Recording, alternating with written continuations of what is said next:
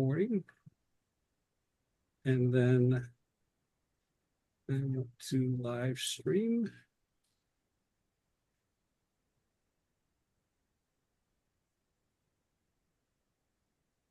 Okay, Chart, you can start whenever you want. Okay, thank you so much. And yes, Charles, let me introduce you. Okay. So it's my pleasure to introduce the speaker for today. So I've known Betony for quite a few years. I don't remember exactly when we met. It might even have been 15 years ago. So it's been quite a long time. I've seen Betony at different conferences where it was most of the time around this topic of quantum biology, because that is what brought us together, quantum biology. She expressed an interest in that topic, but not so much in photosynthesis, photosynthetic light harvesting, which I had been working on, but more in other different types of systems. During her PhD, she looked specifically at the brain and how nuclear spin might play a role in neural activation, a very interesting topic. Quantum biology, as you will hear today, is a very broad topic because it investigates a lot of different systems where quantum effects have either been proven or speculated to play a role. So in the case of photosynthesis, I would say this is the best proven example of quantum biology, especially if you consider the excitonic states, which are superposition of single molecule excitations. But Betony has been looking at more less studied systems, I would say, where quantum biology has received also less attention, but nevertheless very interesting. And what I like about her lectures is that she makes it always interesting with the information about the latest developments of the research field, which she expresses in a clear manner. So I'm sure that everyone is going to learn a lot about this field of quantum biology today, and I'm also looking forward to it. So Betony, thank you for being willing to present this topic to us, and I'm looking forward to what you will say. Thank you so much, Chart, for that lovely introduction. And thank you so much for the invitation to talk. And thank you to all of you for listening. So I think quantum biology, as Chart said, is a really fascinating field of research. And in this presentation, I'm not going to go into any detail about one topic. I want to give you some broader idea of all the various topics of interest in the field. And hopefully this will spark your interest and get you to look more deeply into quantum biology. So just a little bit about me. I'm doing a postdoc at the Quantum Science and Technology group at Stellenbosch University under Prof. Francesco Petruccioni. And we've got quite a small, this is an old photo, so not everyone is still there, but these are the quantum biologists who are working on some really interesting topics. And if you're interested in looking up more about this, then go to the QSUN website. So this is a talk on quantum biology, but what exactly quantum biology is still an open question.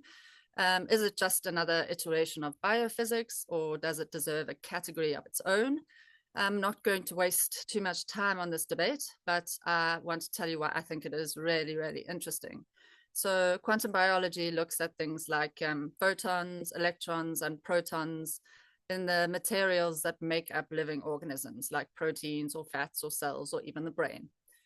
You might think that this is a terrible oversimplification of the complexity and diversity of nature, which is an argument that is often raised against quantum biology. So to start this presentation, I thought it would be interesting to see whether there are any fundamental similarities between biological systems on the microscopic scale.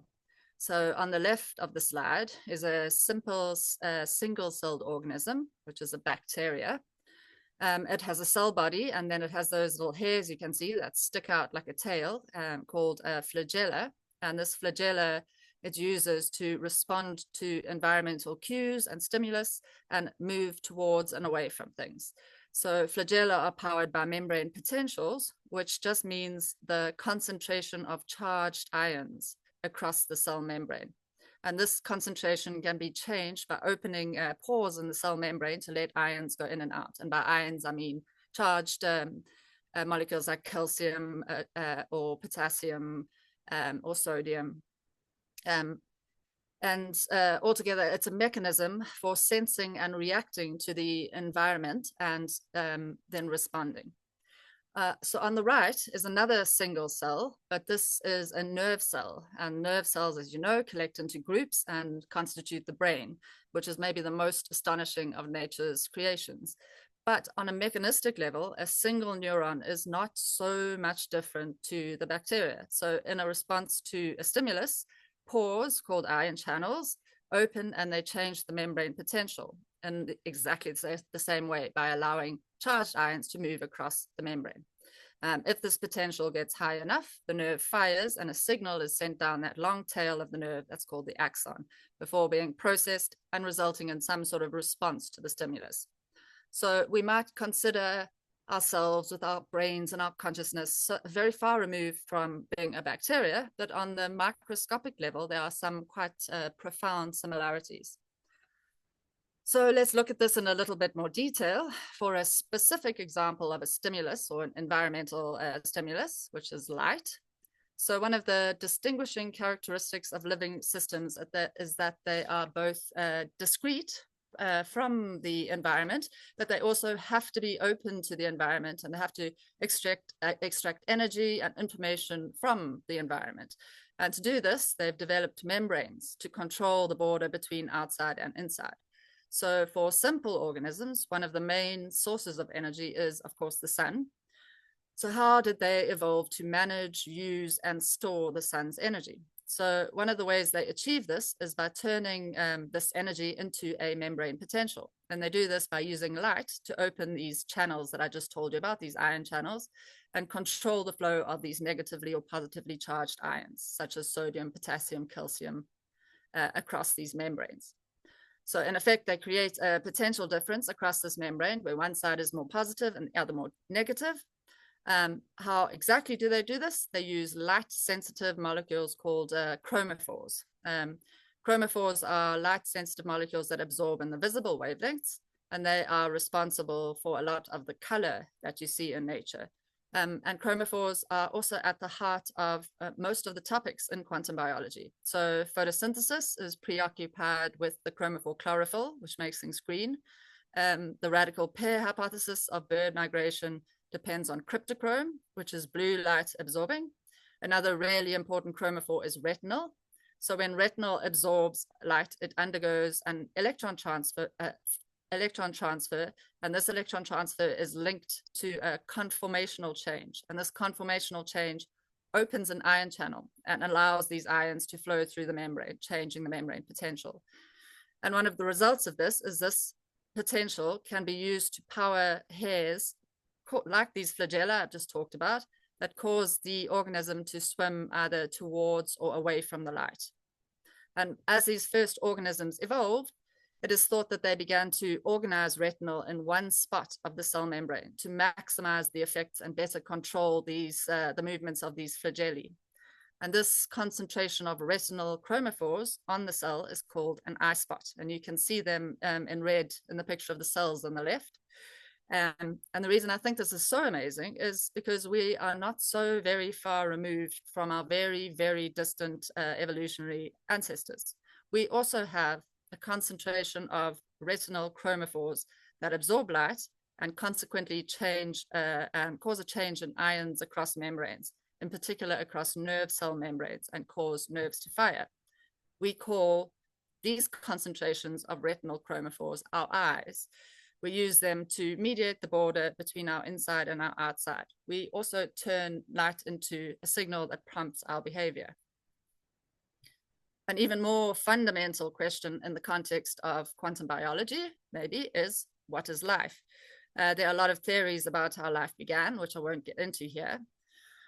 But to have life, you first need to have the molecules that life is made from. So in 1952, the Miller-Urey experiment showed that you could put a collection of prebiotic molecules such as water, methane, ammonium, and hydrogen into a flask and then send electricity through the flask. And what you get is the amino acids that are essential to building the proteins that sustain life. And some theories have suggested that lightning may have played the role of this electrical spark at the beginning of life. But what about in places where there was no lightning, such as deep sea vents? Were there some sort of localized sparks?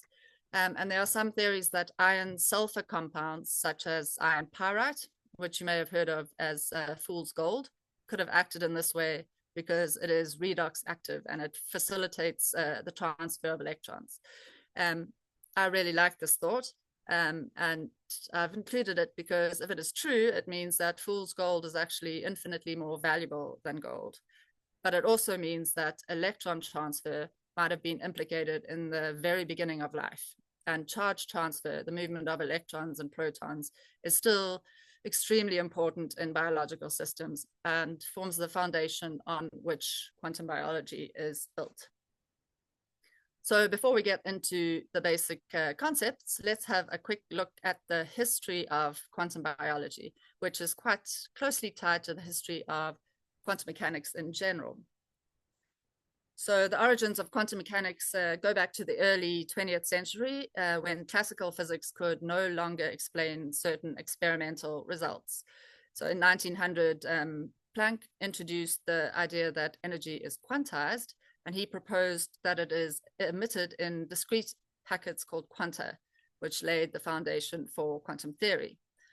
Einstein built on this in 1905 by explaining the photoelectric effect using quantized light particles or photons and providing strong evidence for the particle nature of light. Then in 1913, Bohr applied quantum ideas to the atom, and he suggested that electrons orbit the nucleus in specific quantized energy levels. Compton further supported the particle theory of light in his 1923 experiment, which showed that photons could scatter off electrons like particles. In 1924, de Broglie proposed that particles, like electrons, also have wave-like properties, introducing the concept of matter waves. And this led to Schrödinger developing wave mechanics in 1926, formulating an equation that describes how quantum systems evolve over time. And around the same time, we have Heisenberg creating matrix mechanics and introducing the uncertainty principle, which states that certain pairs of properties like position and momentum cannot be precisely known at the same time. And this is a broad simplification, but together these and other scientists revolutionized our understanding of the microscopic world and laid the groundwork for modern quantum mechanics. Quantum biology, on the other hand, is often thought of as being a relatively recent field of research. But the reality is that the founding figures of quantum theory were already thinking about how quantum theory might give some insight into the natural world and living systems. Schrödinger, who is famous for his wave equation and his cat thought experiment, also wrote a famous book called What is Life? Bohr, who updated our model of the atom to include quantum mechanics, gave a lecture called Light and Life. Light was central to the development of quantum mechanics. So the first ideas of quantum mechanics were the result of Planck trying to explain black body radiation and Einstein trying to explain the photoelectric effect. Both of these deal with the interaction of light with matter. Biological systems are also made up of matter, and light is fundamental to life, most obviously in the fact that plants turn light into biomass. As Chart mentioned, they photosynthesize. Schrödinger's 1944 book, What is Life, and Bohr's 1932 lecture, Light and Life, both explore how principles of quantum mechanics might apply to living systems.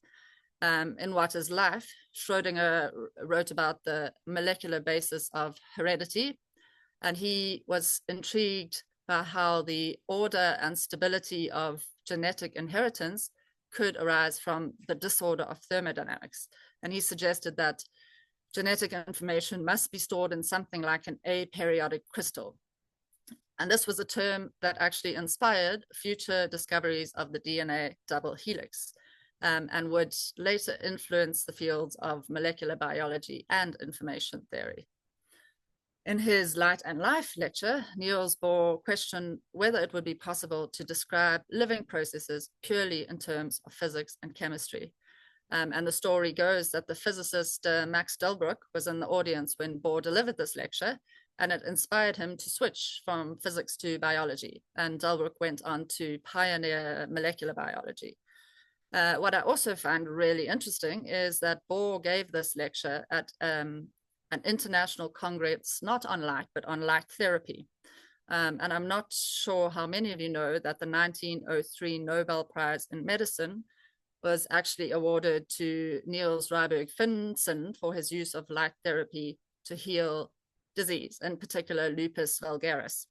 And yet, despite this very long history of interest in the interaction of light with living matter, quantum biology is still considered by many to be a new field of research. So let's look a little bit more closely at some of the main events in the history of quantum biology.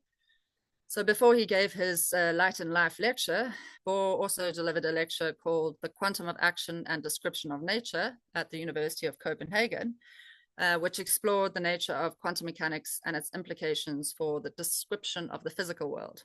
In 1932, Pascal Jordan published the first paper in which quantum biology is referred to by that term. And then in 1941, he published the book Physics and the Secret of Organic Life, in which he questioned whether the laws of quantum physics were fundamental to life processes. This book was followed shortly in 1944 by Schrödinger's What is Life, which I've already told you about. In 1963, Loudon first hypothesized that quantum tunneling might be a mechanism for DNA point mutations. And in 1966, we have our first experimental verification of quantum effects in biology when Volt and Chance observed tunneling in enzymes, which in 1974 was developed by Hopfield into a theoretical context.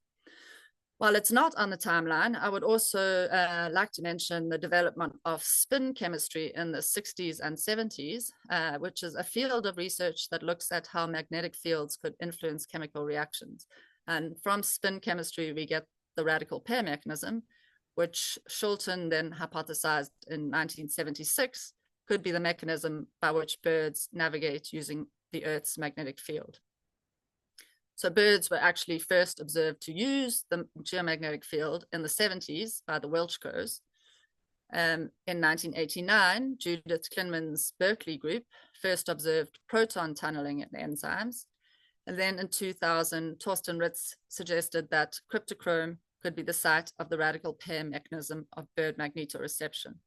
And then in the 2000s, experiments also began to show evidence for some sort of quantum coherence in energy and charge transfer in photosynthesis, though whether this was excitonic or vibronic coherence is still contested.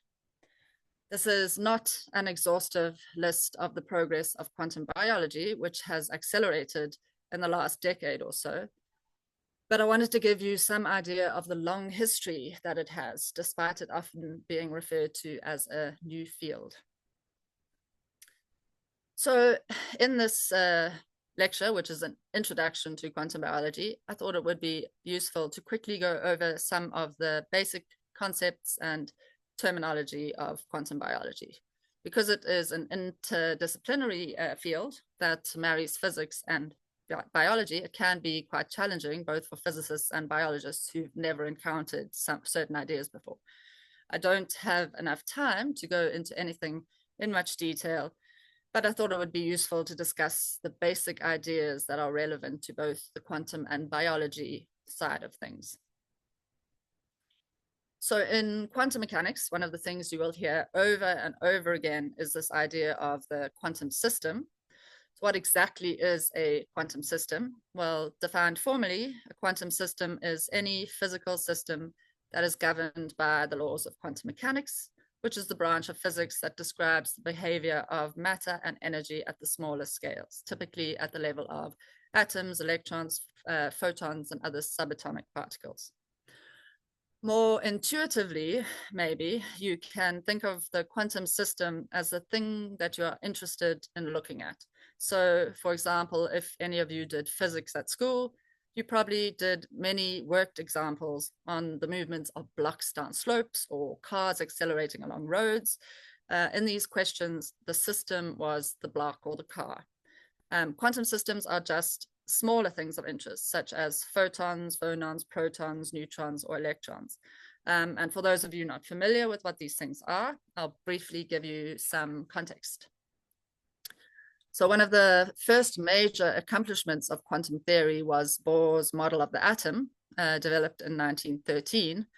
And in this model, electrons orbit the nucleus, which is made up of positively charged protons and neutral neutrons in specific fixed energy levels or shells, rather than spiraling inward, which is what classical physics would suggest. And Bohr suggested that electrons could jump between energy levels by absorbing or emitting a quantum of energy or photon. And the emission or absorption of photons or light explains the discrete lines that are seen in atomic spectra. And atomic spectra are like the light equivalent of a fingerprint for a different type of matter. Why is this important to quantum biology? Well, it tells us the fundamental way in which light interacts with matter. And you will see that this is a very big part of quantum biology. It also tells us about the movement of electrons, which is arguably at the very heart of living systems. And the Nobel Prize winner Albert Szent-Györgyi once wrote that life is nothing but an electron looking for a place to rest. So if quantum systems are electrons and protons and photons and atoms, then what are biological systems? What is the unit of biology? So in biology, a cell is the basic structural and functional unit of all living organisms. It's the smallest unit of life that can carry out all the processes necessary for life, including growth, reproduction, and energy conversion. Cells come in two main types: prokaryotic cells, which lack a nucleus, like bacteria, and eukaryotic cells, which have a nucleus and other specialized structures called organelles. Key components of a typical cell include the cell membrane, which controls what enters and leaves the cell, cytoplasm, which is a jelly-like fluid where reactions occur, and the nucleus, which stores genetic information. And some cells, like plant cells, also contain chloroplasts for photosynthesis and a cell wall for extra support. And all life, from single-celled organisms to complex multicellular creatures, is built from cells. Within multicellular organisms, cells can also be highly specialized. For example, nerve cells transmit electrical signals, muscle cells contract to enable movement. One really important type of cell is the stem cell, which is undifferentiated and has the unique ability to divide and develop into various specialized cell types. Other cell types include blood cells, epithelial cells, and immune cells, and each play a vital role in maintaining the health and function of the organisms. In multicellular organisms like humans and animals and plants, cells group together to form tissues, which then combine to form organs like hearts and lungs, or leaves in plants. Organs work together in organ systems like the digestive system or the circulatory system to carry out complex functions. And altogether, these make up whole organisms. And finally, in our concept section, what are quantum effects? And more importantly, what are these effects in biology? So a recurring topic in the effort to define what quantum biology is this distinction made between trivial and non-trivial quantum effects. And if you have followed quantum biology at all, you may have heard people talking, or more likely arguing, about whether you can even make this distinction. So for my purposes, I take trivial quantum effects to mean those effects that apply to all matter, whether it's living or non-living.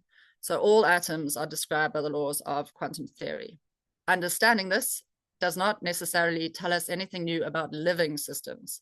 On the other hand, as I understand it, non-trivial quantum effects are those effects that are implicated in the functionality of biological systems. So this could be something as simple as adding a neutron to an atomic nucleus such as lithium, to form a lithium isotope. And this has an effect, a pivotal effect on consciousness. So the triviality doesn't refer to the quantum effect as much as the biological outcome. Examples of quantum effects that play a non-trivial role in biological function are things like superposition, coherence, tunneling, and entanglement, which you will hear more about quite soon. So now that I've mentioned some of the quantum effects of interest, let us look at the different biological contexts in which these may occur. So to make it clear just how the quantum and biological fit together, I'll focus on a specific quantum effect before outlining all of the different biological functions that it may be implicated in. So, for example, quantum coherence in energy and charge transfer has a number of different biological contexts, including photosynthesis, microtubule or mitochondrial function. The radical pair mechanism, which is an example of spin chemistry, was first developed in quantum biology as an explanation for avian magnetoreception, where the spin states of two paired electrons allow birds to navigate using the Earth's magnetic field.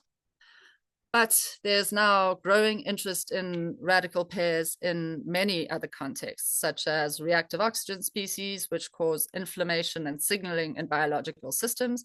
And there's also the suggestion that nuclear spin pairs might play a role in the functioning of the brain. Quantum tunneling also appears to be important in the context of biological processes.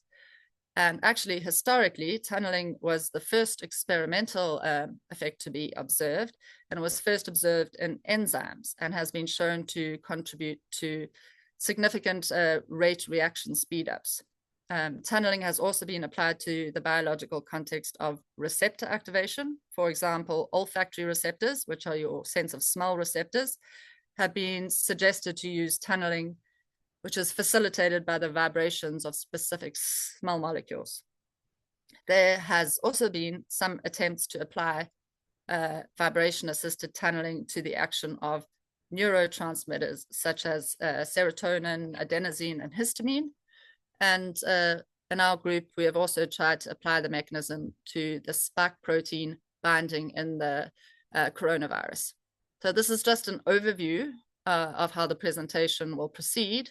I will now go into more details about how each of these processes work and what research is being done into them. So first up is coherence, specifically coherent transfer processes. And by transfer, I mean the movement of some quantum system, such as an electron, through a biological material. What do we mean by coherence? So to talk about coherence, I need to introduce what superposition is. The superposition principle is arguably at the very heart of quantum mechanics. And many of you might be familiar with it from Schrödinger's famous and contested cat thought experiment, where a cat is placed in a sealed box with a radioactive atom and a vial of poison that breaks if the atom decays and then kills the cat. So the radioactive atom exists in a superposition of decayed and not decayed states until observed. And since the cat's fate is tied to the atom, it is thus said that the cat is also in a superposition. The cat is both alive and dead until someone opens the box and observes it. So don't worry too much about cats, because while it may seem counterintuitive when applied to classical systems such as cats, superposition follows very naturally from Schrödinger's wave equation, because linear combinations of solutions to the Schrödinger equation are also solutions to the Schrödinger equation. And superposition is well described in the context of superimposed waves and results in interference effects, which depend on how coherent the waves are. In the quantum context, coherence just describes the relationship between states in a superposition. So in the context of biology, we are interested in the coherence between superposed transfer pathways involving networks of chromophores. And as I have already mentioned, chromophores are these light reactive molecules found in proteins And they are molecules that facilitate electrons moving from lower to higher energy levels. So first up on our list of possible biological contexts in which coherent transfer processes might happen is photosynthesis. So what is photosynthesis? I'm sure many of you know, so I hope I'm not telling you what you already know, but photosynthesis is the process by which plants, algae, and some bacteria convert light energy into chemical energy, which is stored as glucose. The process mostly takes place in the chloroplasts of plant cells and uses the chromophore chlorophyll, which is what gives plants their green color. Plants harvest light, which is transferred through a network of these chlorophyll molecules to a reaction center. And before I get into too much detail, for our purposes, let's simplify this to a quantum system moving through a biological material. So there is more than one quantum particle in the mix here. There's light, otherwise known as photons, coming from the sun. And then there are electrons that these photons excite in the chlorophyll molecules in the plant cell. The photon transfers its energy to an electron in the chlorophyll, causing the electron to move to an excited state. If this electron passes energy onto another chlorophyll's electron, there's an energy transfer. In quantum biology, we are interested in whether the energy is shared or delocalized over sets of chromophores, rather than moving from one chromophore to another one by one. So in the diagram, the chromophores are the molecules shown in that black circle, and each different colored smaller circle represents those chromophores that share the energy, whereas between colored circles, the energy is transferred classically. By using more than one path at once, does photosynthesis employ quantum effects to get the job done better? What does the research say? So there was a great deal of excitement in quantum biology circles when the paper on the left came out in 2007. It extended two-dimensional electronic spectroscopy investigations of the Fenner-Matthews bacteria chlorophyll complex, which sounds very complex, but is just a complex found in green sulfur bacteria that acts as an energy conducting wire, which connects light harvesting antenna to the reaction center in this process of photosynthesis. The paper claimed that its results showed long-lived electronic quantum coherence that was playing an important part in energy transfer processes. And the authors suggested that the wave-like characteristic of the energy transfer within the photosynthetic complex might explain its extreme efficiency, and that it allows the complexes to sample vast areas of phase space to find the most efficient path. So there have been many repeat experiments done to try to find the signature of quantum coherence in photosynthesis. And more recently, the consensus seems to be is that what is being observed in two-dimensional spectroscopic experiments actually involves the vibrational coherence rather than excitonic coherence. And this quote on the slide is from a recent review, which reviewed all the evidence and concluded that the inter-exciton coherences are too short-lived to have any functional significance in photosynthetic energy transfer. And as, if you remember, I said non-trivial quantum effects are quantum effects that have some sort of functional relevance in biology. Instead, they suggest in this review that the long-lived coherences originate from impulsively excited vibrations in the protein environment, so the vibrations of the protein scaffold. And the authors conclude that this is an example of nature using decoherence, because normally the vibrations of the environment would destroy the quantum effects, but in this review they conclude that nature uses the decoherence or dissipation to tune quantum processes such as energy transfer. So next up on our list of possible biological contexts for coherent transfer are microtubules. Microtubules are formed by the polymerization of tubulin dimers, and tubulin dimers consist of alpha and beta tubulin proteins. Tubulin dimers form long longitudinal protofilaments, called microtubules. And microtubules are an incredibly important part of the cytoskeleton of cells, and they contribute to cell shape and structure, as well as a variety of other functions. They are integral to cell division. They form what is called the spindle apparatus, and the spindle apparatus is fundamental to the division of chromosomes when a cell divides into daughter cells. Microtubules also act as tracks along which motor proteins move cellular constituents within the cell. So why are microtubules of interest in quantum biology? Well, once again, there's a chromophore at the heart of matter. This time not chlorophyll, but tryptophan. So tubulin proteins have a number of tryptophan molecules in them, and thus microtubules consist of these underlying networks of chromophores that might support coherent energy transfer. What does the research say again? Well, research into coherent energy transfer in microtubules began with theoretical modeling because the geometry and the dipolar properties of tryptophan aromatic molecules are similar to those found in photosynthetic complexes. So scientists thought, well, if they are similar in structure, maybe they're similar in function. And papers such as the one on the left involved computational investigations of energy transfer between these tryptophans in tubulin proteins, as well as some discussion of what this biological functionality might be, with suggestions that this was a quantum mechanism of signal transduction or signal propagation. There was also some suggestion that disrupting this signal propagation by drugs that bind to tubulin proteins and microtubules, such as anesthetics, were what causes unconsciousness in anesthetics.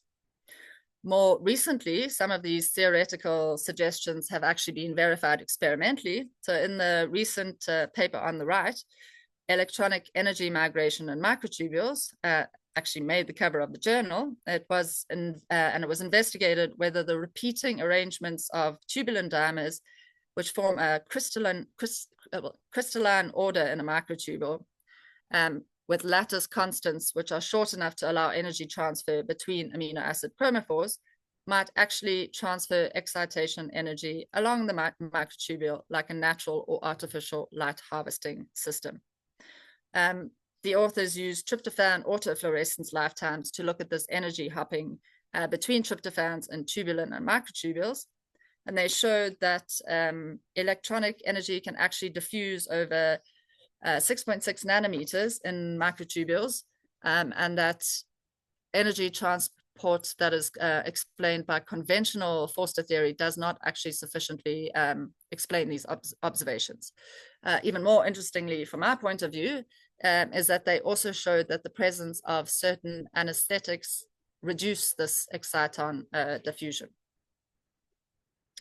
Tryptophan excitations and microtubules led to another recent cover story, this time on a related topic called superradiance. Superradiance is a phenomenon that follows from collective excitations. So rather than one photon transferring its energy to one electron, one photon can excite many electrons at the same time. So networks of tryptophan chromophores and microtubules form very diverse architectures in many different biological contexts, such as transmembrane proteins, cytoskeletal filaments, subneuronal elements, photoreceptor complexes, and even viruses.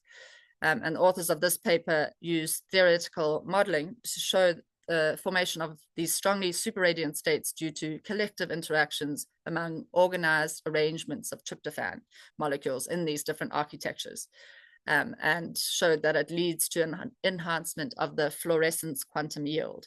This theoretical modeling was then confirmed by experiments. So interestingly, in a follow-up paper, these results were applied to the specific context of Alzheimer's disease. So amyloid fibrils are fibrous protein structures in the brain that are associated with Alzheimer's disease and dementia, as well as a number of neurodegenerative disorders. And the authors of this paper showed that tryptophan networks in amyloid fibrils have an even stronger superradiant effect than any of the previously examined proteins, because these amyloid fibrils have very dense tryptophan molecules arranged in specific patterns. In fact, the predicted superradiant enhancement for amyloid fibrils is enormous. It's up to 5 times the quantum yield of individual tryptophan molecules. Why is this interesting? Well, the authors suggest that the presence of amyloid is actually a reaction to oxidative stress. And oxidative stress contributes to neurodegeneration through the production of free radicals, which we'll hear more about later as well. Free radicals can emit damaging high energy UV photons. And single photon superradiance means that this network of tryptophans can very efficiently absorb these high energy photons and down convert them to lower energies. And this could have profound implications for understanding and treatment of neurodegenerative diseases such as Alzheimer's. What other related biological phenomena might use quantum transfer processes in addition to photosynthesis and microtubules? Well, photosynthesis takes place in chloroplasts, which, as I mentioned in my explanation of the cell, show similarities to mitochondria. Most specifically, they both have electron transport chains.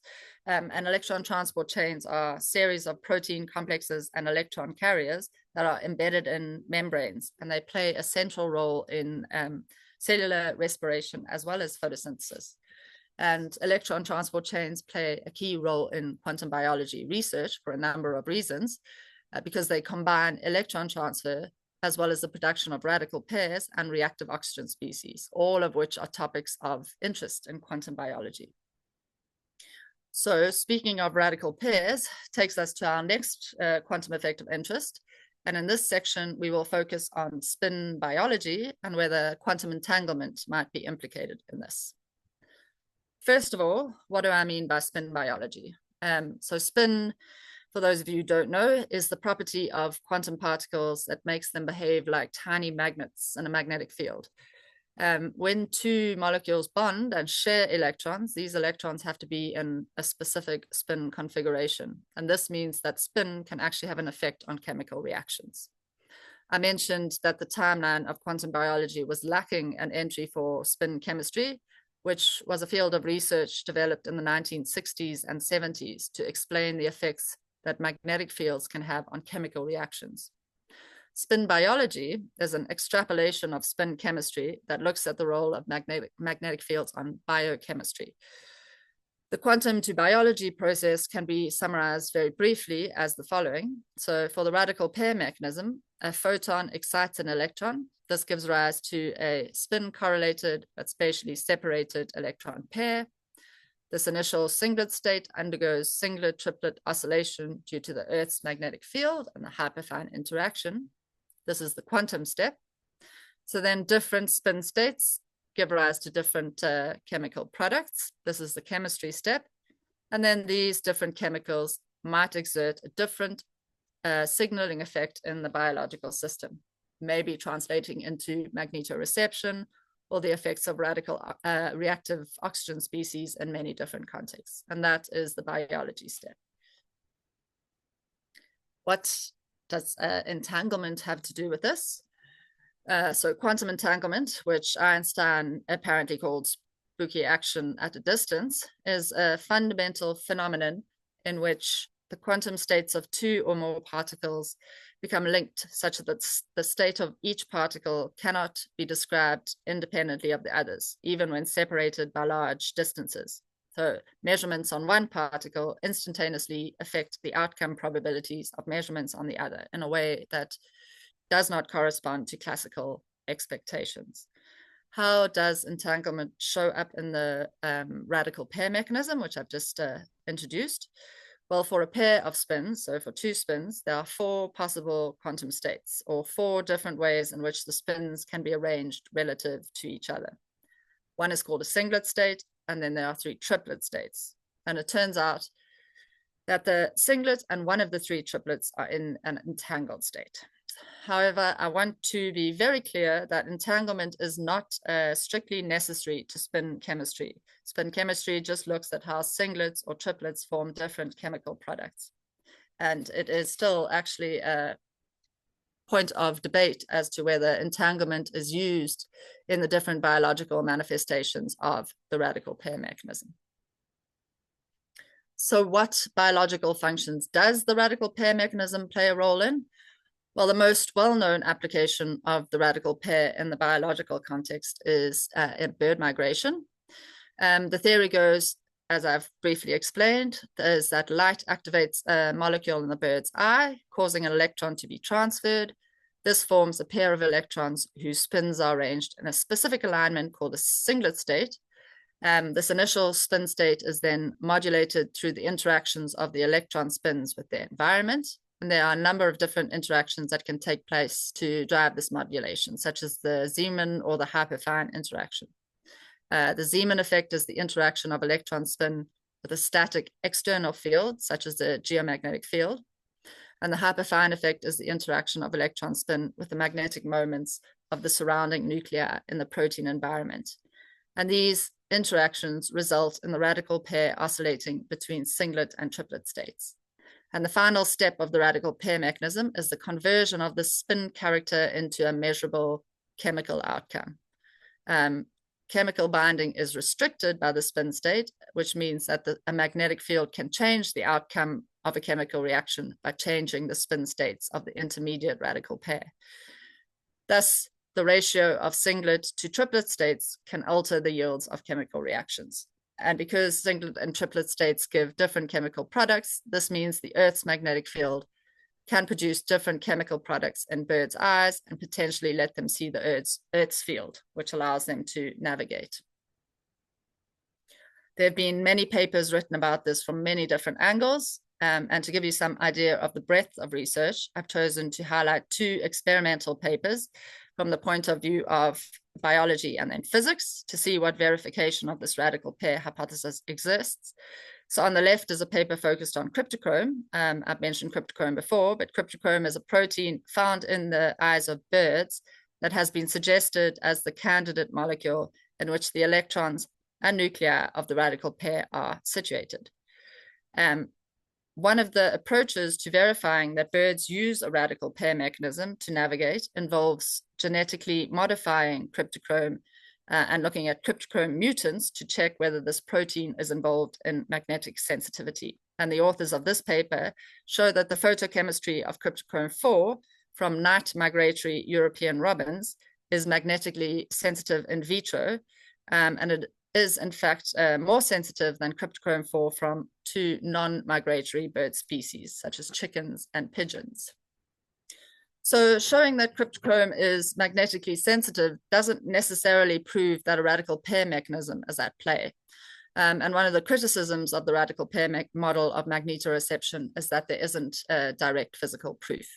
And the paper on the right goes some way to providing this proof, where the authors use a custom-built microscope to show that autofluorescence in flavin molecules, which are the molecules hypothesized to be involved in cryptochrome radical pair production, is magnetic field sensitive due to the formation and electron spin selective recombination of spin correlated radical pairs. But what other biological functions might use radical pair chemistry? Well, there is some suggestion that in addition to radical pairs formed from FAD and tryptophan, which are the radical pairs in cryptochrome, radical pairs can also form with oxygen radicals, forming reactive oxygen species. And reactive oxygen species are fundamental signaling mechanisms central to biological systems.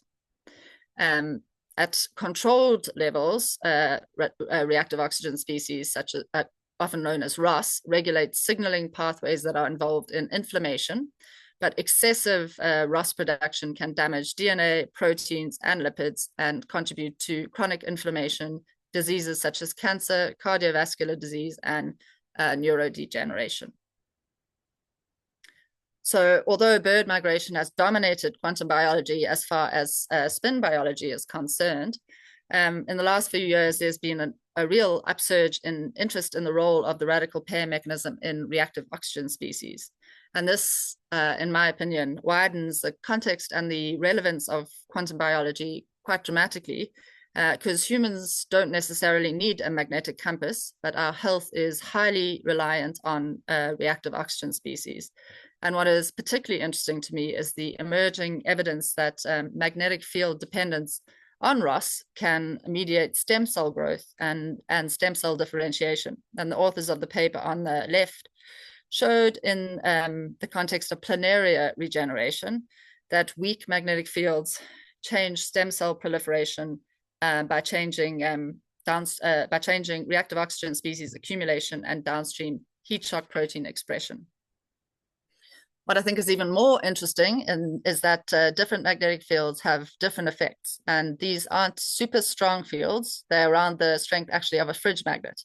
And these weak fields can either increase or decrease new tissue formation in vivo. And the authors suggest that this could be harnessed as a potential therapeutic tool to manipulate mitosis or cell division. So interest in magnetic fields in biology has grown enormously in the last few years. This is an excellent review paper of the various biological contexts in which they might be found. The table is only part of the table in this paper, and I encourage you to have a look at this paper if you are interested in magnetic fields and effects in biology. I'm not going to go into great detail about chirality and the cis effect, but it is a very interesting field of research and a growing field of quantum biology. And it is worth mentioning in the context of spin biology. But I am slowly running out of time, so I'm not going to go into that much detail on this effect. And moving on to my last example in the spin biology section, we're no longer looking at electron pairs, but at pairs of nuclear spins. So this is not the radical pair mechanism, but it follows some of the same logic. Remember that spin is the property of quantum particles that makes them react to a magnetic field. Electrons have spin, but so do nuclei. And if you remember the model of the atom, nuclei are the protons and neutrons at the center of the atom with the electrons and the energy levels around them. In this example of spin biology, we are looking at spin pairs of phosphorus nuclei. And in many ways, nuclear spin is a better option for quantum effects as it is less sensitive to decoherence. In fact, nuclear spin is the qubit of choice for some models of quantum computing, precisely because of these long decoherence times or long coherence times. And a recent theory for quantum cognition suggests that brains use phosphorus nuclear spin in calcium phosphate molecules called partner molecules to entangle nerve activity. But I don't have time to go into great detail here. But if you are interested, these are some recent papers that look at the effects of these partner molecules in neural entanglement. And finally, on the topic of spin biology, I thought it would be interesting to quickly mention new directions that quantum biology has gone in. So space travel and settlement has always been fascinated mankind. And lately, the space race has been ramping up with every billionaire showcasing their new rockets. But while lots of research has been done on getting bodies into space, less research is being done on keeping these bodies healthy. The main focus seems to be on radiation and microgravity, but quantum biology can contribute another topic to this by examining what effects weak magnetic fields can have on biological systems. So, for example, what happens when we try to live on planets such as Mars, which have very weak to no magnetic fields. And a recent preprint showed varied morphological evidence that frog embryo development in hypermagnetic, so very, very low magnetic fields is accelerated.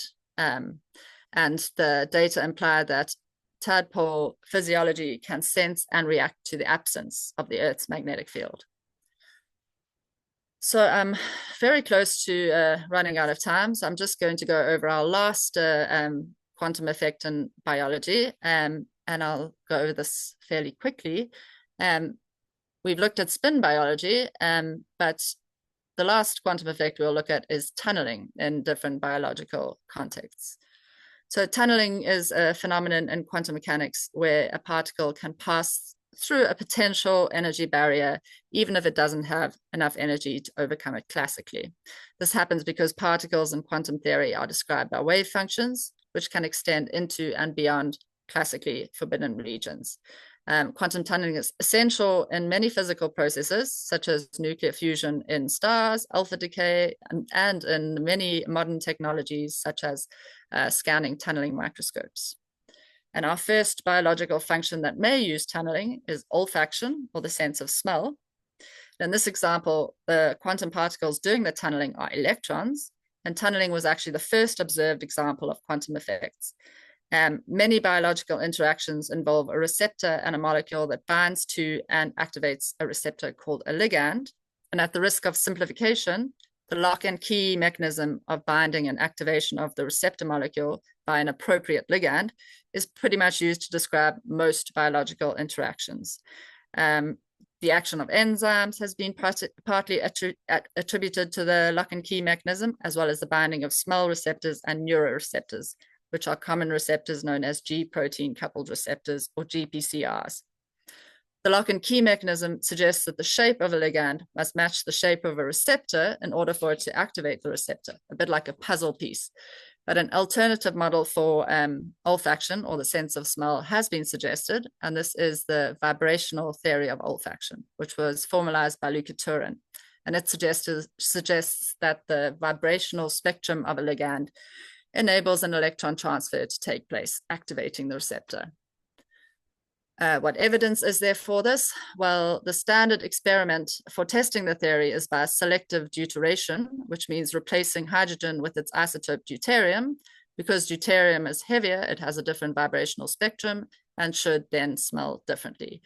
This experimental approach has had successes and failures, with some animals able to sense or smell the deuterated odorants, and some not able to smell them. So there definitely needs to be more experimental evidence done to verify this theory.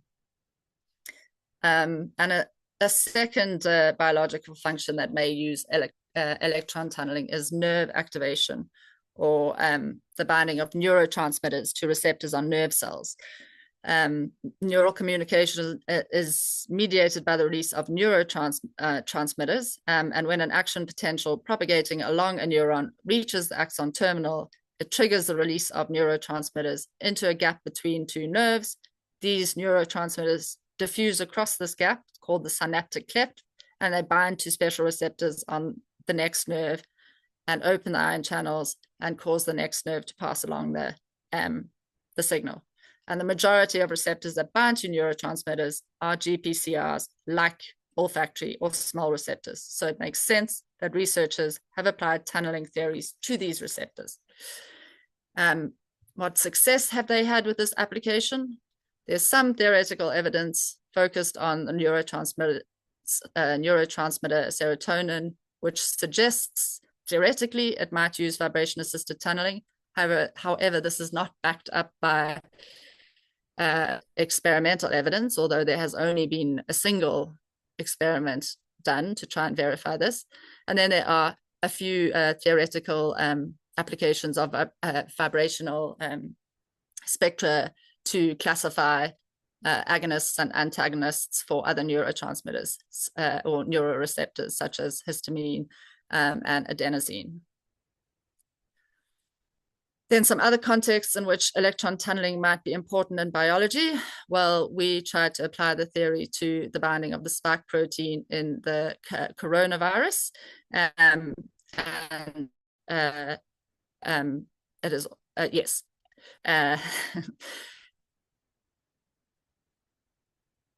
Sorry, I've worrying that I've gone a bit over time. So let me just finish this slide and then I will wrap it up. So angiotensin converting enzyme 2, or ACE2, is the receptor that binds with and modulates angiotensin proteins. but it is maybe more notorious as being one of the main ways in which the novel coronavirus invades a host cell. And the coronavirus spike protein has been reported to bind with transmembrane ACE2 receptors before invading the host cell. Might this also employ some version of vibration-assisted electron tunneling? If you would like to find out more about it, we have written a paper about it, the quantum tunneling in the context of the SARS-CoV-2 infection.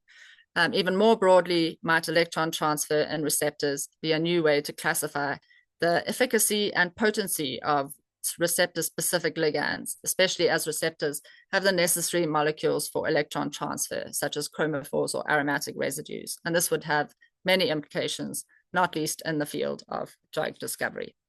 And I think I am over time, so I'm going to stop there. And if you have any questions, please do ask me now if we have time, or email me. Yes, thank you very much, Betony. That was really fascinating. You've covered a broad range of topics and biological systems. I'm not quite got to all of it. I need to speak a bit faster next time. Yeah, there's really a lot of ground to cover. But yeah, you've given a very nice overview of the broad scope of this topic. Thanks a lot for that. Sakazi, please go ahead. Yes. Thanks so much for that. Was a super excellent talk. I know absolutely zero about quantum biology. At least I didn't know an hour ago, but I know everything now. You get a great overview. I want to ask you though. I was looking at that diagram of the history, and I know that the Nobel laureate Ahmed Zerual was for a while, in his latter career, in addition to inventing femtochemistry, he took those techniques and opened a physical biology center at Caltech where they were using femtochemistry. And I was just wondering if he should be on that chart because what he's done is really transformative. It's not this one. Should be. I think it's the previous one, the previous slide that you had. The quantum mechanics one. Yeah, this one. This way, yeah. You went further though. Or was that the last one? Okay, well, maybe I'm wrong. Maybe it's the one you had a second ago. But anyway, I just wondered, did he fit into your quantum biology definition? Because he was like a physicist, biologist, chemist. He did everything.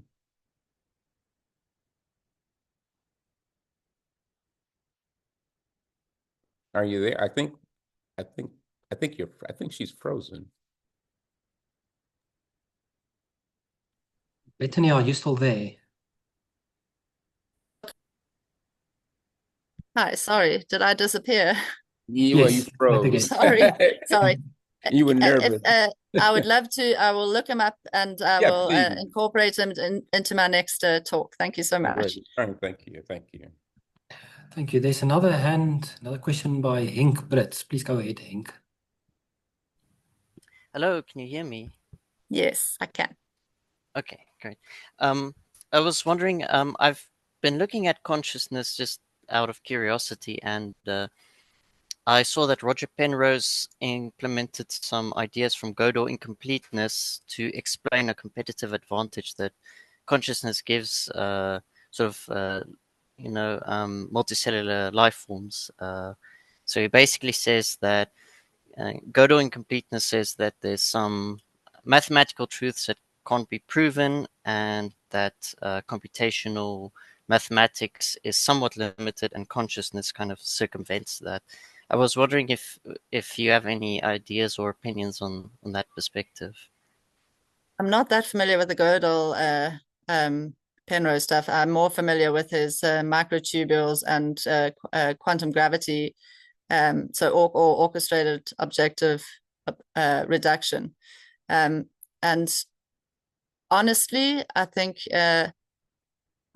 I'm more interested in the sort of mechanistic level for quantum effects we don't even understand the neural correlates of consciousness. So making claims about consciousness before we even understand the machinery or the of consciousness for me is a step too far. So I'm more interested in how do quantum effects allow nerves to work, and if nerves are what give us consciousness, then that's a first step. Let's see how quantum effects affect ion channels or affect neural firing or affect the brain. And then maybe we can say something about consciousness. That also, maybe nerves are not necessarily the only cell that can give us consciousness, because I know that plants respond to anesthetics. So I do think with consciousness research, we haven't defined exactly what we mean by all the terms. What is consciousness? What is self-consciousness? What is awareness? What is sentience? So I think consciousness needs a lot more tightening up as a science before we make any claims about it. I don't know if that answered your question. I'm not familiar with the Gödel theory, so I have to say I'm wary of quantum claims of consciousness before we even understand quantum mechanisms and nerves. Yes, that's fair. It was just, I think, an explanation for why natural selection selected for consciousness. Okay, interesting. I will thank you for pointing it out. I will read it up. I went down a rabbit hole. I started with Stuart Hameroff with the microtubule stuff and anesthetics, and then it went on to Roger Penrose and his ideas about consciousness.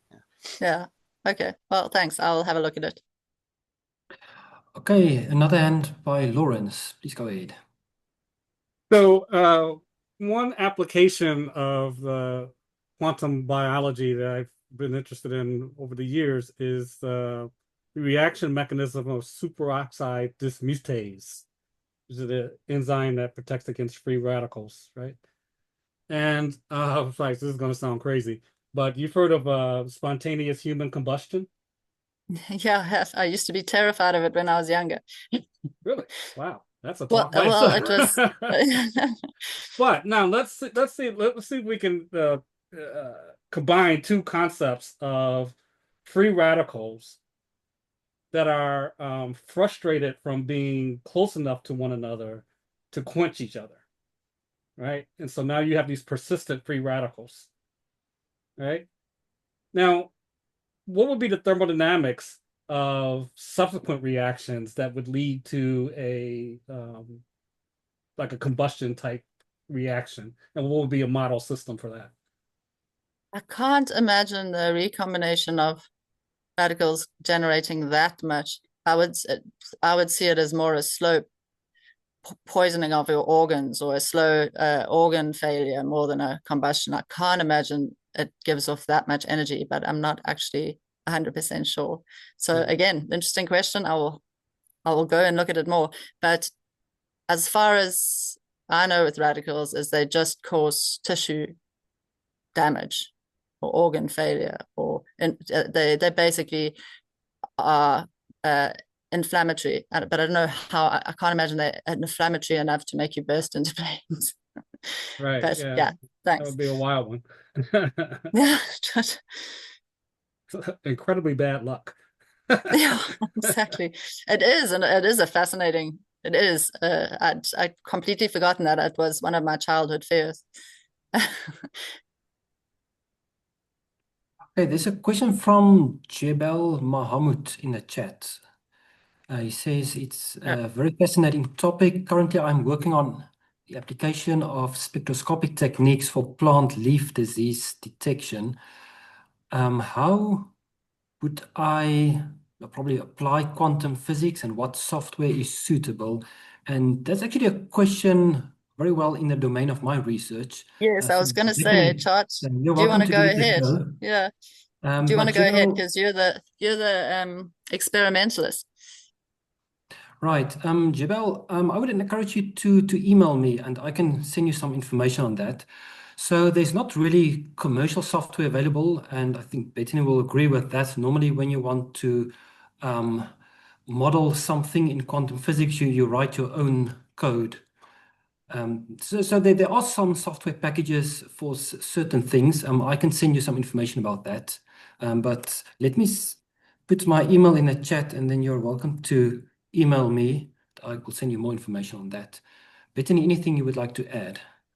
that you also very well to that question. I know in terms of because spin biology is my main field of research, and I know the mole spin is being developed by a group, and it can do pretty much everything with radical pairs.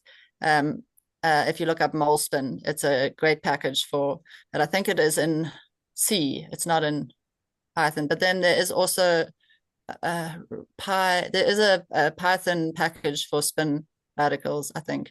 And then Q-tip has some photosynthesis stuff as well.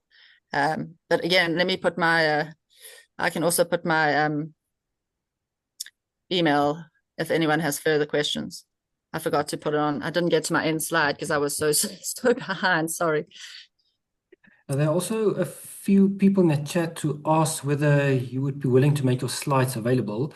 Yeah, absolutely. I'll send them to you, Chart, if that's. We can do that, but I would encourage everyone who's interested to maybe email you. So Betony has put an email in the chat. If you're interested in the slides, then please contact her directly. Yeah, perfect. That will be much easier. Yes, Laurent, see you have another hand. Yes. I was just going to build upon a comment that Sakazi was making in terms of the history. There was a guy named Elmer Imes, and his contribution to quantum theory was to prove that the quantum theory applied to molecules. Okay. So this was in the early 1920s. Okay. So that's another person to add.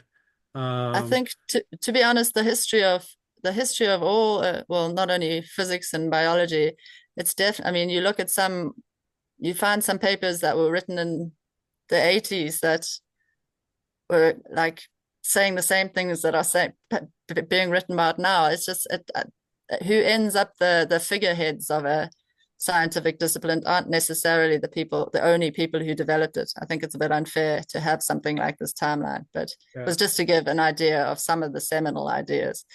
But thank you for that, pointing that out. I'm going to go and look all those things up.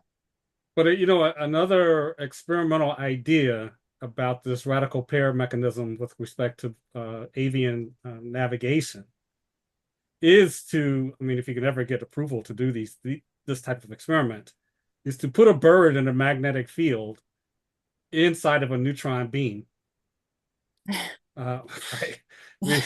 Which is probably not great for the bird, but but I mean, it is an experiment where I think,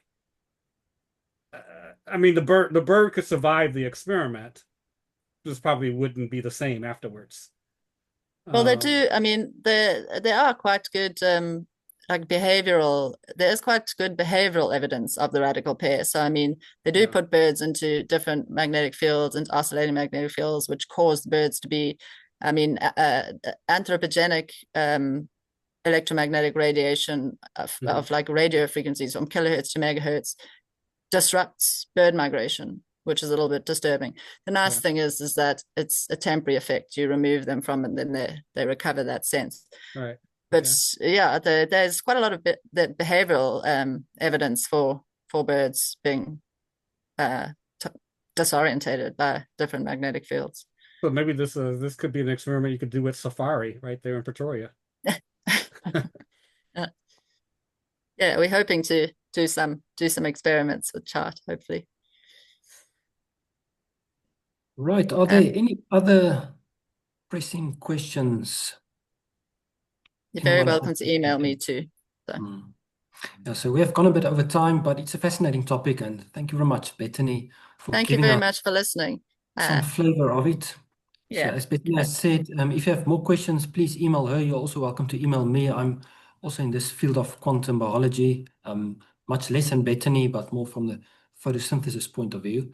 But yeah, thanks again, Betony. Thanks a lot for presenting today. You. Thanks. Have a thank good you day, everyone everyone. for coming. Bye.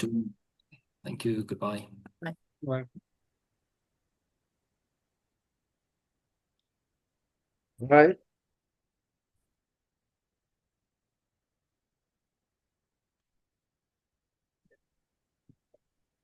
Hi, Chart. How are you? Hi, Raymond. Yes, it's nice to see you. Yeah, and you, good, yes. So I've been reading through the draft of the ASAFP report. Are you asking what the No, status? Trevor sent me a copy of it, so I'm just informing you that he sent me a copy, and I've been Oh, looking right. through it and Okay. just providing him with a little bit of a feedback. Okay, right. Oh. Yeah, so if you have more feedback, you're most welcome. The process is quite slow. So Yeah, I they're understand it's been about organizing a several years for it to conference. come. Yeah, it's been Yeah, several years to come to this point, yes.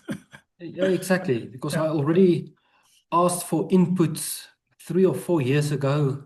And Okay. then I wrote this chapter 2 years ago. And yeah, now we are 2 years further, and they are still organizing a conference to discuss all the comments that I've received. That Oh, okay. conference would have taken place in September, but that has been postponed to November. So Right. it's Okay. a lengthy process.